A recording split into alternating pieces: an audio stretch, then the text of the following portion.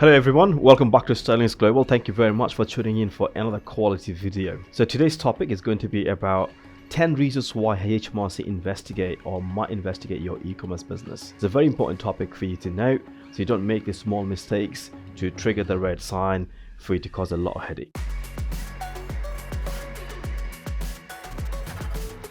So number one on my list is unreported income. Now HMRC might be very keen on investigating if you're not reporting all your transactions or income that you're making from all your shopping platforms, such as like Amazon, Wayfair, or wherever you're marketing your products or services. If you think you are missing these transactions or income on purpose, please stay away. Don't do that because HMRC might trigger their system to come and investigate you for that single reason. And sometimes it may happen actually unintentionally, even though you don't wish to. It might be just a miscommunication of the data between you and your accountants, or in you and your accountancy software, even though you have the good intention of making sure you're reporting everything to HMRC, but this can cause extra chaos that you don't need. So do ensure you do report all your income coming in from all platforms, including your actual mail orders, website orders, as well as marketplace such as like Shopify, Amazon, Wayfair, eBay, or similar to Allegro,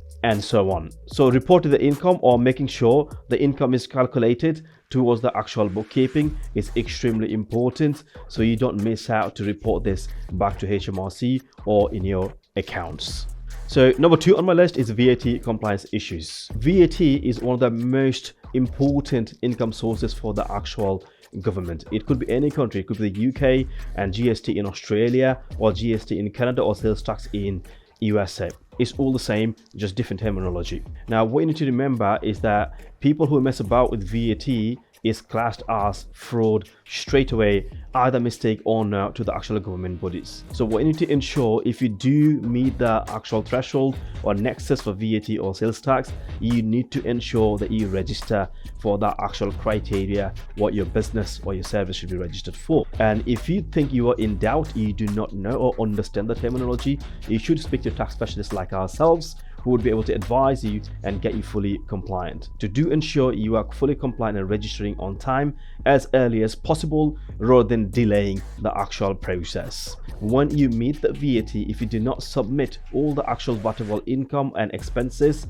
that's also classed as misrepresenting yourself in the tax sort of things when you are filing your accounts. If you do not report all the vatable income, that's also classed as fraud. So that can actually trigger HMRC system to come and investigate you if they find any misrepresentation in your VAT registration or VAT filing, or you're purposely lowering the actual revenue so you don't have to meet the threshold. So it's a very dangerous game. So we do urge you to absolutely avoid any sort of mistakes in declaring your VAT. Either you're an e-commerce business, a restaurant business, or any sort of other trade like service business, you're a legal firm, or maybe a software provider or a consultancy business. Either way, whichever business you are, ensure you're 100% VAT compliant and your business has the necessary talent in place to take care of the VAT on time within the threshold. So number three on my list comes the suspicious transactions. Now suspicious transactions are not really all. There are some suspicious transactions, or there are some transactions which are classed as suspicious. Now that could be the actual irregular amount of money being in and out of the actual accounts in lump sum. So it could be like, say, if your average transactions are say within the £100 range and you've got 10,000 transactions a month, but now suddenly you're making transactions into 20k, 30k, 40k, there and there, inconsistent, out of the account to other accounts, that can trigger some sort of actual breaking the rules policies in HMRC data, is simply because this is irregular for your business. Now that also goes down to the side, if you do international transfer suddenly out of nowhere where your business is not an international business. So if you do transfer outside the country and you've got no import activity or no services or products coming into the customs, then that's also a triggering point. So suspicious transactions can also include like a large amount of cash, which you obviously know is a very common practice for somebody who would not usually be tax compliant and willing to deposit the money straight into the bank. Now, the large amount of cash is not recommended to be in the bank out of nowhere, or your business is actually a new business, or you have got some sort of flow of transactions that go in through the bank. So suddenly putting a large lump sum through their actual cash deposit triggers a bell straight away. Where has the cash come from? Now, is that cash actually taxed? Has that been pre-taxed or been made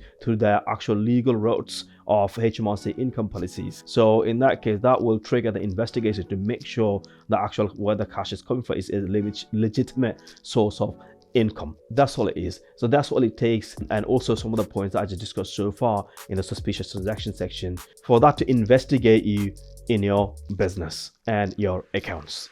Number 4 is incorrect expense claims. Now, this is a very common procedure, either intentionally or unintentionally. As a business owner, you should know where you're spending the money. So by that, what I mean is that you're having a large number of expenses which may not be legitimate for the actual business cause. So if you're spending the money for business, that's absolutely fine, but you should ensure with a qualified tax assistant or maybe a bookkeeper or an accountant to tell you the expenses you are actually claiming or putting through the bookkeeping, is this a business expense or not? If not, don't do it. If it is, make sure you have plenty of evidence like receipts and explanation in place. So if HMRC ever knocks on your door, you have an explanation for that. So also incorrect explained claims, if you are a VAT registered business, may also increase the actual reclaimable amount of VAT, and HMRC does not like that. They think if a business is running smoothly, professionally and properly, you should always be positive on your VAT. It's simply because being positive on VAT triggers that it's actually a cash flow healthy business. It's actually making a profit. On a regular basis, if you have the business making a loss and the nature of a business does not represent that type of transaction, then you are at a risk of being investigated by HMRC. So incorrect expense claims should be one of your key points to make sure that you do not trigger that actual system for HMRC to knock on your door. Keep an eye on it, speak to your accountant, clarify everything in advance before submitting VAT filing or your statutory accounts. I hope this one helps. Let's move to the next one. So number 5 on my list is inconsistency in your tax return. So inconsistency in your tax return can actually trigger the system as well, because if you have, say for example, a VAT return, so you have done say 100k in sales this quarter and you have done 80k in expenses this quarter, so the difference is 20k between the revenue as well as the expense, so leaves you a gross of 20k, right? So that's your actual average going forward, maybe 18k, 22k, 25, 30k for a few quarters. But suddenly you're like, boom, like your discrepancy is like your expense of VAT is going to be, for example, the expense is going to be 250k, and suddenly income is remaining about the same 100k. It's like 150k in loss this quarter. Whoa, what's going on? So do you know where I'm coming from? You'd be surprised. I know you're listening to the video, watching this video, you think you might not ever do it, but trust me, there's plenty of people, they just think HMRC is a coconut, they're just going to accept it. It doesn't work like that. There's smart people out there, they build the system, they build the regulations, they know the actual patterns, how the taxes are being sent to HMRC from all over the country and all over the world who report to HMRC. So make sure your actual tax income or expenses or transactions are consistent. Do not cause a chaos purposely. If you do have a legitimate reason, 100% running by the books, you've got nothing to worry about. I'm just referring to the people who want to play with HMRC tax. And I urgently, personally ask you to do not play with HMRC, okay? They know more data about you than you can imagine from a click of a button. So please stay away from playing up with taxes or playing up with the system. Do not do that. It's not worth it. If you think you cannot operate the business healthy enough to pay the right tax, get away, just get a job. So if your mind is not clean enough to do the business, you'll never be successful anyway. Pay all your tax and ensure that you claim all the expenses possible according to the actual tax return or according to the tax laws, and do your tax return consistent basis properly within the rules. Simple as that. Sterlinx is a cross-border accountancy firm for e-commerce businesses, either service-based, software-based or product-based. We do it all. So if you do require any sort of assistance or need somebody properly to take care of your books, we're here. Give us a call. The website address is below on the video, and we'll be happy to help you with any question you may have for your business in terms of tax compliance, either doing your books or give you one-off paid consultancy. We'll be more than happy to do that for you. So thank you very much for watching, and I'll see you on the next one.